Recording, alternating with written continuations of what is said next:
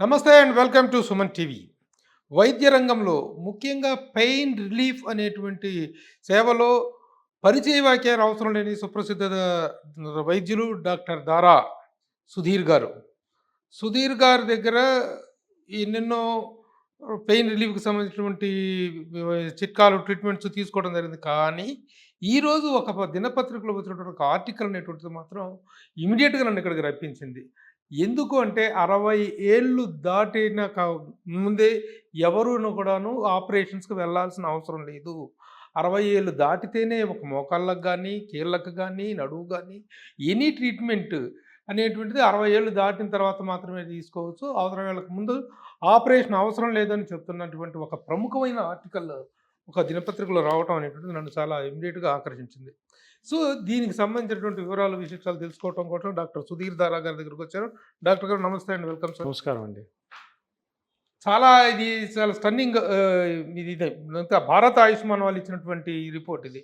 వాళ్ళ అహ్మదాబాద్‌లోని నీ and pain treatment institute వాళ్ళు ఇచ్చినటువంటి ఇది. చాలా అథెంటిక్ ఇన్ఫర్మేషన్ ఇది. ఇలాంటి ఇన్ఫర్మేషన్ వచ్చిన తర్వాత దీని మీద కొంచెం సాధికారికమైనటువంటి సమాచారాన్ని మీ దగ్గర తీసుకోవటం కోసం వచ్చా. ఏంటి నిజమేనా? 60 ఏళ్ళు దాటిన తర్వాత మాత్రమే అవసరమైతే ట్రీట్మెంట్ తీసుకోవాలి, ఆపరేషన్‌కెళ్ళాలి, సర్జరీకెళ్ళాలి అని చెప్తున్నారు. కానీ ఈ రోజుల్లో 30, 40 ఏళ్ళు కూడా కాకముందే ఏదైనా చిన్న పెయిన్ అంటే కూడా చిటుక్కుమంటే చాలు సర్జరీ టేబుల్ మీద ఎక్కించేటువంటి పరిస్థితి ఉంది. దీన్ని మీరు ఎలా చూస్తారు ఈ పర్టిక్యులర్ ఇష్యూని? ఇప్పుడు ఏదైతే న్యూస్, ఇది చాలా పెద్ద న్యూస్ వచ్చిందో ఈ న్యూస్ పేపర్‌లో, ఇది మేము ఎప్పటి నుంచో చెప్తున్నాం. ఇది ఈ రోజు కాదు ఇది. ఓకే. కాకపోతే ఏంటంటే దీనికి అథెంటికేషన్ ఈరోజు ఎందుకు వచ్చిందంటే, ఇది ఆయుష్మాన్ భారతిలో కూడా ఎంటర్ అయిపోయింది. ఆయుష్మాన్ భారతిలో ఏంటి, ఇది నేషనల్ వైడ్ ఒక హెల్త్ స్కీమ్ ఇది. అంటే ఇది డైరెక్ట్లీ ఫ్రమ్ హెల్త్ మినిస్ట్రీ అనమాట. దీంట్లో వాళ్ళు సీరియస్గా చెప్పిన విషయం ఏంటంటే 60 ఇయర్స్ దాటితేనే మోకాళ్ళ నొప్పులకి ఆపరేషన్. మరి 60 ఇయర్స్ లోపల నొప్పి వస్తే ఏం చేయాలి, అది కూడా రాశారు అందులో. ఎక్సర్సైజెస్, లైఫ్ స్టైల్ మోడిఫికేషను, కొన్ని ట్యాబ్లెట్స్, ఇంజెక్షన్స్ అంటే దాంట్లో ముఖ్యమైనది పిఆర్పి. ఇవన్నీ ట్రై చేసి తప్పకుండా 60 ఏళ్ల లోపు ఇవే చేయాలి. 60 ఏళ్ళు దాటిన తర్వాత, ఇన్ కేస్ 60 ఏళ్ళు దాటిన తర్వాత కూడా ఇంకోటి ఏంటంటే, 60 ఏళ్ళు దాటిన తర్వాత ఒకవేళ మీకు 61 ఏళ్లలో నొప్పి వచ్చిందనుకో, ఇవన్నీ వాడి తర్వాత కానప్పుడు ఆపరేషన్కి వెళ్ళాలి. సో 60 ఏళ్ళకు ముందు ఇవి వాడినా వాడకపోయినా మటుకు సర్జరీ వద్దు అని ఆయన చెప్తున్నారు. అది ఆయుష్మాన్ భారత్లో కూడా అది ఎంటర్ అయిపోయింది. సో 60 ఇయర్స్ లోపల ఎవరు సర్జరీ చేయించుకోకూడదు అనేది ఈ న్యూస్ పేపర్ ఆ డాక్టర్ గారు చెప్తున్న ఒక అథెంటికేటెడ్ ఇన్ఫర్మేషన్ అనమాట. కానీ సర్జరీ కోసం పరుగులు పెడుతున్నారు ఈ రోజుల్లో ప్రతి చిన్న విషయానికి కూడా. అది అవగాహన లోపం అనుకోవచ్చు. అవగాహన లోపం కాదు, సర్జరీ మీద అవగాహన ఎక్కువ పెరిగింది. అవగాహన లోపం కాదు. అంటే ఇప్పుడు ఎలా ఉంటుందంటే, ఒక్కొక్క టైం ఒక్కొక్క ఎరా ఉంటుంది. ఇప్పుడు 1980s వరకు కూడా నాన్ సర్జికల్ ఎరా అది. ఇప్పుడు మీ తాతగారు ఎవరైనా ఉంటారు, ఆయన మోకాళ్ళ నొప్పులు వచ్చాను ఏం చేసుకోరు 80s ముందు. వాళ్ళు అలాగే టాబ్లెట్లు వాడుకుంటూ సర్లే ఏజ్ అయిపోయాక ఇది ఇలాగే అంటే అలా ఉంటారు. ఏవో చిన్నవి పసలు కట్టుకునే వాళ్ళు, టాబ్లెట్లు వేసుకునేవాళ్ళు. 80 నుంచి సర్జికల్ ఎరా స్టార్ట్ అయింది. అన్నిటికీ సర్జరీ, అబ్డామిన్కి సర్జరీ, షోల్డర్కి సర్జరీ, జాయింట్స్కి సర్జరీ, స్పైన్. అది సర్జికల్ 80 నుంచి ఇప్పటి వరకు, అంటే ఇప్పుడు 2020 వరకు కూడాను. ఇప్పుడు మళ్ళీ నాన్ సర్జికల్ స్టార్ట్ అయింది. ఎందుకంటే ఇప్పుడు ఎక్కువ ayurvedic treatments, homeopathy treatments, non surgical treatments బయటకు వచ్చారన్నమాట. అలోపతిలో కూడాను ఈ రీజనరేటివ్ థెరపీ అన్నది ఇప్పుడు చాలా ఫేమస్ అయిపోయింది. అంటే రీజనరేటివ్ అంటే మీ జాయింట్స్లో నొప్పి కానీ, మీ స్పైన్లో నొప్పి కానీ, మీ షోల్డర్ నొప్పి కానీ, అవి డిసీజెస్ కాదు. అవన్నీ కూడా డీజనరేషన్, అంటే వయసు రీత్యా ఒక చేంజ్, వయసు రీత్యా అరుగుదల. దానికి పెద్ద పెద్ద సర్జరీస్కి వెళ్ళొద్దు అని ఆయుష్మాన్ భారతి కూడా చెప్తుంది. అంటే మన నేషనల్ హెల్త్ డిపార్ట్మెంట్స్ చెప్తున్నాయి అనమాట. సో అందుకని ఇప్పుడు మనం అర్థం చేసుకోవాలని పాయింట్ ఏంటంటే, సర్జరీ ఎరా స్లోగా తగ్గుతుంది, కానీ కొన్ని కేసెస్కి సర్జరీ తప్పకుండా చేయాలి. అవి ఎన్ని ఉంటాయి, ప్రతిదాన్ని తప్పనిసరి చేస్తున్నారు. అవి యాక్చువల్గా బుక్ ఏం చేస్తుంది అంటే 105 మందికే సర్జరీ ఉంటుంది. స్పైన్ సర్జరీ అవ్వచ్చు, మన ఎనీ జాయింట్ సర్జరీ 105. ఇంకా 95 మందికి ఎన్నో బ్యూటిఫుల్ ఆప్షన్స్ ఉన్నాయి. దాంట్లో one of the options regenerative therapy, అదే పిఆర్పి. సో అది మనం ప్రమోట్ చేయాలి. ఎందుకు ప్రమోట్ చేయాలి అంటే, ఇది safe, no complication, no side effect.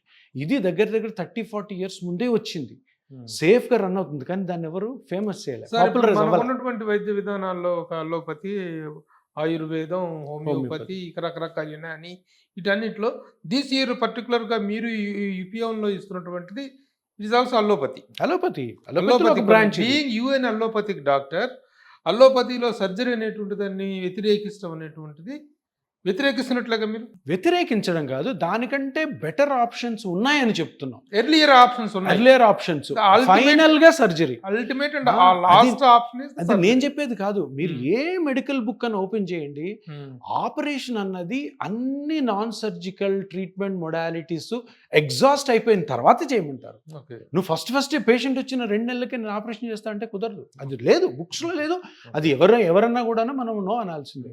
So ఇప్పుడు అది చెప్పడం కోసమే ఈరోజు పేపర్ ఆర్టికల్ వచ్చింది. సార్ అసలు ఇది ఏ ఏజ్లో స్టార్ట్ అవుతున్నాయి సార్? ఇదివరకు ఇట్లా గతంలో లాగా ఒక వార్ధక్యం, ముసలితనం వచ్చిన తర్వాత 50-60 ఏళ్ల తర్వాత ఈ పెయిన్స్ స్టార్ట్ అవటం అనేటువంటిది, అరుగుదల అనేటువంటిది స్టార్ట్ అవుతుంది.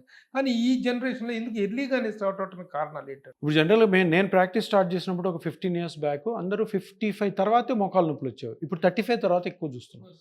ఇప్పుడు ఈరోజు చూసామంటే నేను ఒక 30 మందిని చూస్తుంటే 15 మంది 35 to 55, 35 to 55, ఇంకా హాఫ్ తర్వాత 55 వాళ్ళు. ఎందుకు వస్తున్నాయి అంటే, first of all life style మొత్తము షాటర్ అయిపోయింది. ఇంకా పొద్దున్న లేసినప్పటి నుంచి ఉరుకులు పరుగులు, హెల్త్ మీద కాన్షియస్ ఉండదు, night duties, double duties, travel ఎక్కువ చేయడము, ఇవన్నీ ఒక ఎత్తు అయితే, ఇంకొకటి అనవసరమైన ఎక్సర్సైజ్.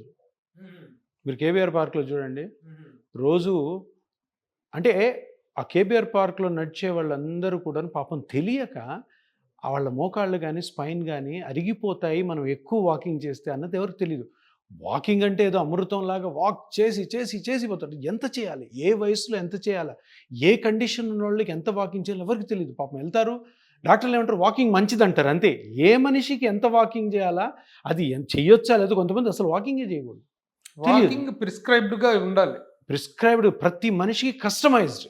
మీ ఏజ్కి మీకున్న కండిషన్స్ ప్రకారము మీరు ఎంత వాక్ చేయాలని మెడికల్లీ ప్రూవ్ అయిన అవన్నీ ఒక డాక్టర్ని అడిగితే చెప్పేస్తారు. కానీ తెలియదు, మన పక్కింటోడు వాక్ చేస్తున్నాడు, వాంతో పాటు కలిసి కార్లో ఎక్కడం, కార్ అక్కడ పార్క్ చేయడం, ఒక రౌండ్ కొడితే 4 kilometers, అరే ఒక్కో రౌండ్ కొట్టాం కదా ఇంకో రౌండ్ కొడదాం అనుకో. అక్కడ ఆ రోజు మీకు సైకలాజికల్ బాగుంటుంది, కానీ దానివల్ల జరుగుతున్న డీజనరేషను స్పైన్లో కానీ షోల్డర్లో కానీ నీజ్లో కానీ మీకు తెలియదు. సో ఇది ఇంకోటి రీజన్ తొందరగా ఎరిగిపోవడానికి.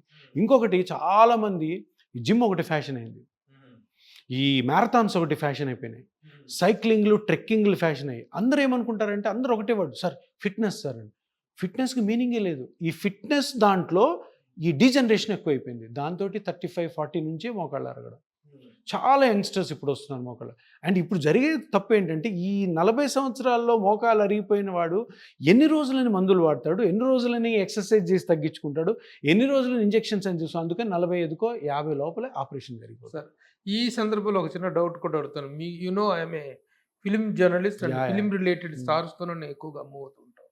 మా సినిమా వాళ్ళు చాలా ఓవర్గా జిమ్ చేస్తుంటారు, బాడీని ఒక్కొక్క క్యారెక్టర్ కోసం విపరీతంగా బాడీ పెంచేస్తుంటారు, మళ్ళీ ఇంకొక క్యారెక్టర్ కోసం విపరీతంగా మేక్ ఓవర్ చేసేస్తుంటారు.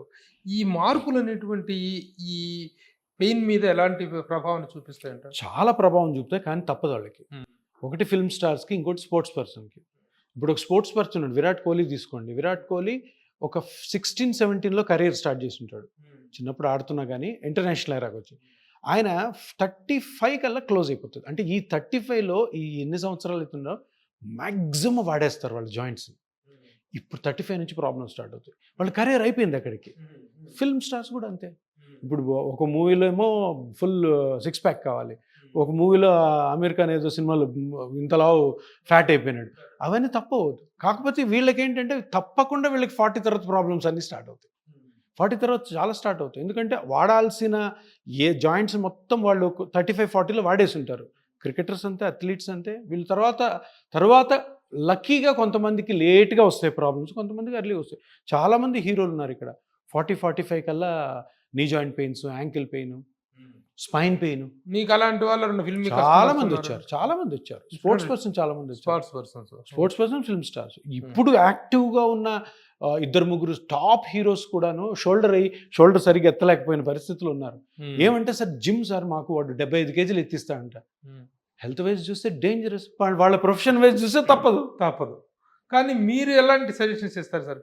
ఇప్పుడు జిమ్‌కి గాని, వాకింగ్‌కి గాని దీనికి కూడా ఒక ప్రిస్క్రైబ్డ్ వెయిట్ లాస్ రోజుకి ఇంతవరకే చేయాలి అనేటువంటి వీటిని ఏమైనా మీరు first of all gym is not necessary for few people. ఎవరికి అవసరమో జిమ్ ఎప్పుడు చెప్తాను ఉంటాను. Sports person, celebrities, film star, gym trainers, వీళ్ళే నలుగురే మోడల్స్కి. ఎందుకంటే మజిల్ కనపడాలి. ఇప్పుడు ఒక ఇంజనీర్కి అవసరం లేదు జిమ్, ఒక లాయర్కి అవసరం లేదు, ఒక డాక్టర్కి అవసరం లేదు, ఒక జర్నలిస్ట్కి అవసరం లేదు. ఎందుకు? హెల్దీగా ఉండాలి మనం. హెల్దీనెస్ ఫిట్నెస్కి ఏ మాత్రం పోలిక లేదు. ఫిట్నెస్ అన్నదానికి మీనింగ్ లేదు. హెల్దీనెస్ అంటే ఏంటంటే జబ్బు లేకుండా ఉండడం. లావుగా ఉన్నవాడు హెల్దీ కాదని కాదు, సన్నగా ఉన్నవాడు హెల్దీ అని కాదు, రాంగ్ అది. ఫిట్గా ఉన్నాను సార్, ఇక్కడ మంచి కండలు, 6 ప్యాక్ ఉన్నాడు, వాడికి ఎన్నో జబ్బులు ఉండొచ్చు, లోపల తొందర చనిపోవచ్చు. ఆ ఫిట్నెస్ అన్న వర్డ్ తోటి ఈ మొత్తం వరల్డ్ అంతా కూడా, పర్టికులర్ ఇండియా అంత రాంగ్ వేలో పోతుంది అంటే ఎవరికి తెలియదు.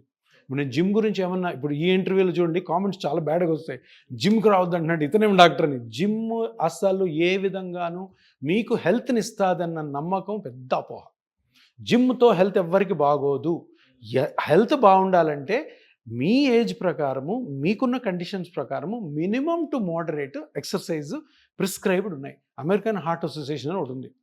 వాళ్ళు ఎప్పుడో చెప్పేశారు, బాబు నీకు వారంలో 7 రోజుల్లో 6 రోజులు మినిమం టు మోడరేట్ ఎక్సర్సైజ్ నీకున్న కండిషన్స్ ప్రకారము 30 నిమిషాల నుంచి 40 నిమిషాలు పొద్దున్న సాయంత్రం చేసుకుని ఇంకేం అవసరం లేదు ఎక్సర్సైజ్ రూపేణా. ఇప్పుడు మీరు ఒకవేళ కండలు పెంచాలి అనుకున్నారు అనుకోండి, అమెరికన్ హార్ట్ అసోసియేషన్ ఆల్రెడీ ఎప్పుడో ఒక 20 సంవత్సరాల క్రితం ప్రిస్క్రైబ్డ్ ఎక్సర్సైజ్ ఇచ్చేసింది. ఏంటంటే అది 7 డేస్లో 6 డేస్ ఉండే హాలిడే ఉంది. మళ్ళీ morning to evening 30 minutes to 45 minutes. Okay, minimum to moderate physical exercise. ఏం ఎక్సర్సైజ్ చేయాలా? ఇప్పుడు మీకు షోల్డర్ పెయిన్ ఉంది, షోల్డర్కి సపరేట్ ఎక్సర్సైజ్ ఉంటాయి. మీకు స్పైన్ పెయిన్ ఉంది, దానికి సపరేట్ ఎక్సర్సైజ్ ఉంటాయి. మీకు ఏ నొప్పి లేదు, దానికి సపరేట్ సెట్ ఆఫ్ ఎక్సర్సైజ్ ఉంటాయి. అంతే, హెల్త్ కోసం ఇంతే. మీరు జిమ్కి వెళ్ళిపోతే మీరు హెల్దీగా ఉంటారని లేదు, కండలు పెంచితే హెల్దీగా ఉంటారని, మీరు సన్నగా అయిపోతే హెల్దీగా ఉంటారని. ఇప్పుడు కీటో డైట్లని లేదంటే బాడీ వెయిట్ ఎంత డేంజరస్ అంటే, మేబీ మీ 80 కేజీలు 65కి రావచ్చు, 100 కేజీలు 80కి రావచ్చు, అది హెల్దీ అని ఎవ్వరు చెప్పరు. కానీ మీరు ఏదైతే మన గట్ ఉంటుందో గట్కి సడన్గా ఒక అన్యూజువల్ ఫుడ్ని ఇస్తున్నారో సిస్టమ్ మొత్తం ఇంబ్యాలెన్స్లో పోతుంది. దాని తర్వాత ఇరిటబుల్ బౌల్ సిండ్రోమ్స్ అని, సైకలాజికల్ డిప్రెషన్, ఇవన్నీ జరుగుతాయి. సో ఈ వెయిట్ తగ్గించుకోవడం, ఈ జిమ్లకి వెళ్ళి హెల్దీగా ఉంటామనుకున్న అపోహలు, అనవసరమైన ఎక్సర్సైజ్లు, అనవసరమైన ఎక్కువ వాకింగ్ చేయడం, ఇవన్నీ కూడాను హెల్త్కి అయితే తప్పకుండా అనర్థమే.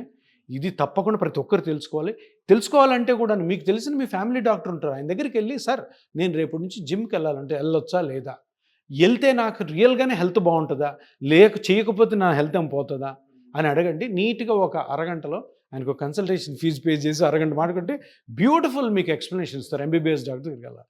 అనవసరమైన ఎక్సర్సైజ్ చేయడం వల్ల మీరు అడిగిన క్వశ్చన్ ఏంటంటే ఎందుకు తొందరగా వస్తున్నాయి ఇవి. డాక్టర్ గారు, thank you very much for నమస్కారం.